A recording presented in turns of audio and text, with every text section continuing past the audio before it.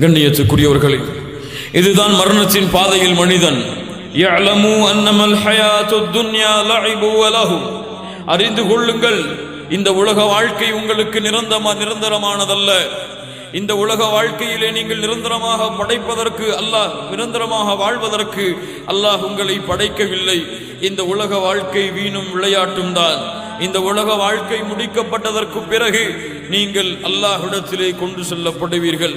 கண்ணியத்துக்குரியவர்களே, மரணத்தை நினைவு கூறுங்கள், மரணத்தை நினைத்து பாருங்கள்.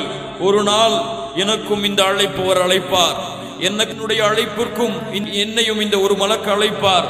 அந்த மலக் நல்ல மலக்காகவோ சூரியனின் ஒளியை தன்னிடத்திலே கொண்ட மலக்காக இருக்கலாம், அல்லது இருளடைந்த முகங்களை தன்னிடத்திலே கொண்ட மலக்காக இருக்கலாம்.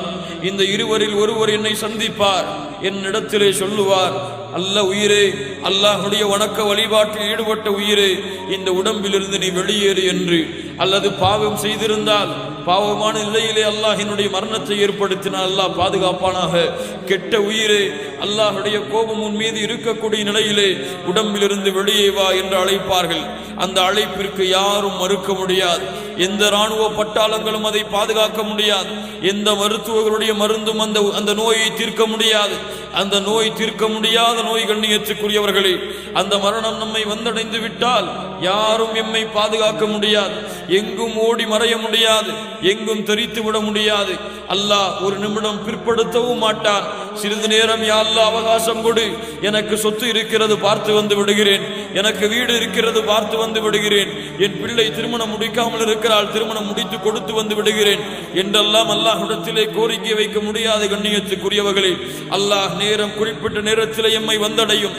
மரணம் வந்தடைந்து விட்டால் எம்முடைய உடம்புகள் ஜனாசாவாக மாற்றப்படும். எம்முடைய பெயர்கள் எல்லாம் அகற்றப்பட்டுவிடும். ஜனாசா என்று மக்கள் எல்லாம் அழைப்பார்கள். எம்மை மருத்துவமனையிலிருந்து வீட்டிற்கு கொண்டு வருவார்கள். வீட்டிலே ஒரு கட்டிலை படுக்க வைப்பார்கள். இந்த நிலை எனக்கும் உங்களுக்கும் தான். கண்ணியத்துக்குரியவர்களில் படுக்க வைத்து எம்முடைய குடும்பத்தார்கள் எல்லாம் எம்மை பற்றி புகழ்ந்து அழுது கொண்டிருப்பார்கள். அவர்களுடைய அன்பையும் பாசத்தையும் வெளிப்படுத்தி கண்ணீர் மலைகளை கொடுத்து கொண்டிருப்பார்கள். ஆனால் அவர்களுடைய கேள்விக்கு எதற்கும் என்னால் பதில் சொல்ல முடியாது. ஜனாசாவாக மாறியிருப்பேன். என்னுடைய நாவுகளை என்னால் அசைக்க முடியாது. இங்கு இது நடந்து கொண்டிருக்கும் பொழுது என்னுடைய உயிரை நல்ல மலக்குகள் வானத்திலே அழைத்து சென்று 7 வானத்திற்கு மேல் என் உயிரை அழைத்து செல்லுவார்கள். இந்த பூமியில் நான் நல்லவனாக வாழ்ந்தால், அல்லாஹ்வுடைய மார்க்கத்திற்கு கட்டுப்பட்டு இருந்தால், இல்லை என்றால் 7 வானத்திற்கு அழைத்து செல்லாமல் முதல் வானத்திலேயே எனக்கு அனுமதி மறுக்கப்பட்டு இந்த பூமியிலே தூக்கி வீசப்பட்டு விடுவேன்.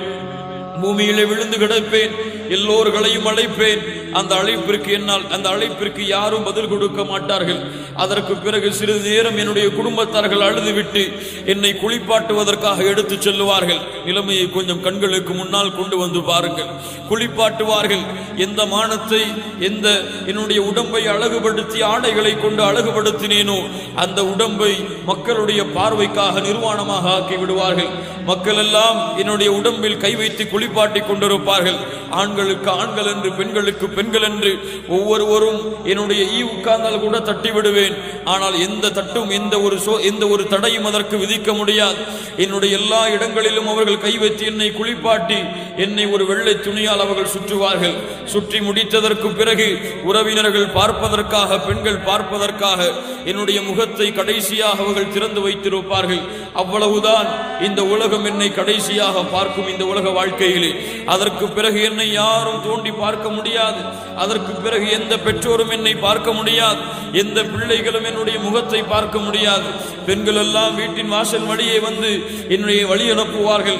ஆண்களாக இருந்தால், என் பெற்றோர்களாக இருந்தால், என் பிள்ளைகளாக இருந்தால், என் உறவினர்களாக இருந்தால், என்னை நேசித்தவர்களாக இருந்தால் என்னை பின்தொடர்ந்து வருவார்கள். என்னை பின்தொடர்ந்து கலிமாவை கூறிக்கொண்டு என்னை கொண்டு சென்று கொண்டிருப்பார்கள். நல்ல ஆத்மாவாக இருந்தால் என்னை விரைவாக கொண்டு செல்லுங்கள் என்று சொல்லுவேன். பாவமுள்ள ஆத்மாவாக இருந்தால் எங்கே என்னை கொண்டு செல்கிறீர்கள், என்னை விடுங்கள், காப்பாற்றுங்கள் என்று கதறுவேன். யாரும் அந்த அழைப்பிற்கும் பதில் கொடுக்க மாட்டார்கள். அதற்கு பிறகு பள்ளிவாசலில் என்னுடைய ஜனாசாவை கொண்டு செல்லுவார்கள். எனக்கு பின்னால் இமாம் இருந்து தொழுகை நடத்துவார். என்னுடைய பிள்ளையோ என்னுடைய உறவினர் உறவினர்களோ வந்து அறிவிப்பார், என் தந்தையோ தாயோ ஏதாவது உங்களுக்கு பாவம் செய்திருந்தால், ஏதாவது உங்களிடத்திலே கடன் வாங்கி இருந்தால் அதை மன்னித்துக் கொள்ளுங்கள் என்று, அல்லாவிற்காக அதை பொருத்திக் கொள்ளுங்கள் என்று கண்ணீர் மல்க என் பிள்ளையோ உறவினர்களோ எனக்காக பேசுவார்கள். அதற்கு பிறகு என்னுடைய ஜனாசாவை முன்னால் வைத்து மக்கள் எல்லாம் 4 தக்பீர்களை கூறி தொழுகை நடத்துவார்கள். அதற்கு பிறகு எனக்காக துஆவை செய்துவிட்டு என்னுடைய ஜனாசாவை சுமப்பதற்காக போட்டி போட்டுக் கொள்வார்கள். போட்டி போட்டுக் கொண்டு கபூர்ஸ்தானுக்கு கொண்டு செல்லுவார்கள்.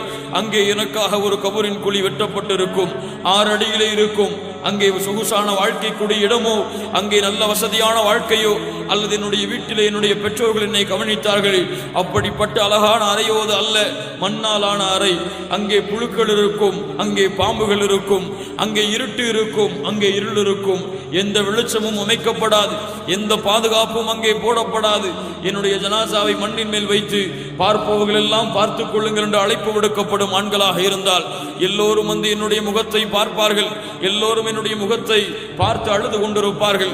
அந்த நேரத்திலே பார்த்துக் கொள்ளுங்கள் என்று கடைசியாக என்னுடைய முகம் மூடப்படும். அவ்வளவுதான்.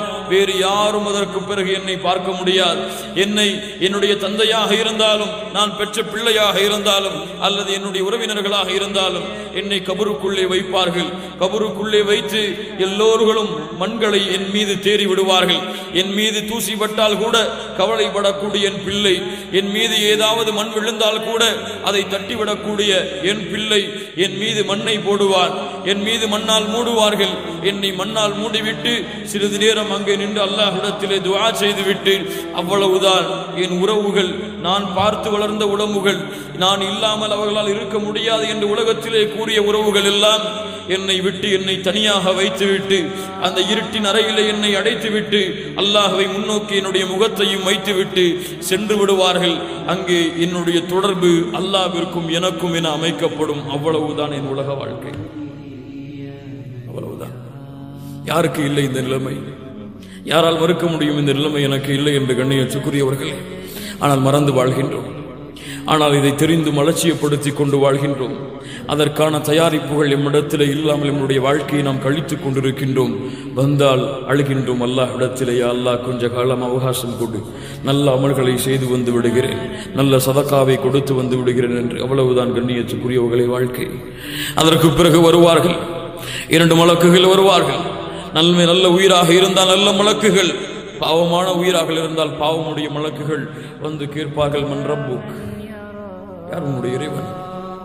நான் ரப்பை வணங்கி இருந்தால், அவனுக்கு மட்டுமே வணக்க வழிபாடுகளை செலுத்தி இருந்தால் சொல்லுவேன், ரப்பி அல்லாஹ், என் இறைவன் அல்லாஹ். அல்லாஹ் அந்த பாக்கியத்தை கொடுப்பானார். 2வது கேட்பார்களோ, மா தீனுக், உன் மார்க்கம் என்ன? எந்த வழியை பின்பற்றி வந்தாய்? அல்லாஹுடைய மார்க்கத்தை பின்பற்றி இருந்தால், குர்ஆன் சுன்னாவை என் வாழ்க்கையாக்கி இருந்தால் சொல்லுவேன், தீனியல் இஸ்லாம், என் வழி அல்லாஹுடைய மார்க்கமாகிய இஸ்லாம். 3வதாக கேட்பார்கள், இந்த தூதரை உமக்கு தெரியுமா என்று உருவம் காட்டப்படும். முஹம்மது ரசூலுல்லாஹ் ஸல்லல்லாஹு அலைஹி வஸல்லம், தெரியுமா உனக்கு? யார் இவர்கள் தெரியுமா? இவர்கள்தான் அல்லாஹுடைய நேசர், என்னுடைய விருப்பத்திற்குரிய தூதர் முஹம்மது ரசூலுல்லாஹ் ஸல்லல்லாஹு அலைஹி வஸல்லம். அவ்வளவுதான். கனௌமத்தில் அரூஃப், புதுமகன் உறங்குவது போல நீ உறங்கு என்ற அழைப்பு விடுக்கப்படும். அவகாசம் கேட்பேன், யா அல்லாஹ் கொஞ்சம் அவகாசம் கொடேன், என்னுடைய தாய் தந்தர்கள் இருக்கிறார்கள், பிள்ளைகள் இருக்கிறார்கள், அறிவித்து வந்து விடுகிறேன், கபருடைய வாழ்க்கை வெற்றியடைந்து விட்டதென்று. இல்லையப்பா, நீ தூங்கு நிரந்தரமாக என்று எனக்கு அழைப்பு விடுக்கப்படும். மறுமை வரை உறங்கிக் கொண்டிருப்பேன். பாவமுடைய ஆத்மாவாக இருந்தால் அல்லாஹுவை நம்பிக்கை கொண்டிருந்தேன், ஆனால் அல்லாஹ்விற்கு வணக்க வழிபாடுகளை செலுத்தாமல் அல்லாஹுடைய அடியார்களுக்கு வணக்க வழிபாடுகளை செலுத்தி கொண்டிருந்தால், யார் உன்னுடைய இறைவன் தெரியாது எனக்கு. எது உன்னுடைய மார்க்கம்? இஸ்லாம் தான், ஆனால் பின்பற்றி இருக்க மாட்டேன், தெரியாது எனக்கு. எது உன்னுடைய தூதர்? தெரியாது எனக்கு. அடிக்கப்படும் சம்பட்டிகளால், பாம்புகளால் சுழலப்படும் உன்னுடைய உடம்பு. அல்லாஹுடைய தூதர் முஹம்மது ரசூலுல்லாஹ் ஸல்லல்லாஹு அலைஹி வஸல்லம் சொன்னார்கள், கபரிலே கொடுக்கப்படக்கூடிய பாம்பின் ஒரு மூச்சு காற்று இந்த பூமியிலே பட்டாலும் இந்த பூமியில் உள்ள புல் பூண்டுகள் எல்லாம் அழிந்துவிடும். அவ்வளவு பெரிய விஷமுள்ள பாம்புகளால் சுட்டப்படும். அல்லாஹ் நாடிய வரை எனக்கு கபருடைய வேதனை கிடைத்து கொண்டிருக்கும். இந்த 2இல் ஒன்றுதான் எனக்கு. ஒன்று சொர்க்கத்துடைய பூஞ்சோலை, அல்லது நரகத்துடைய படுகொலி.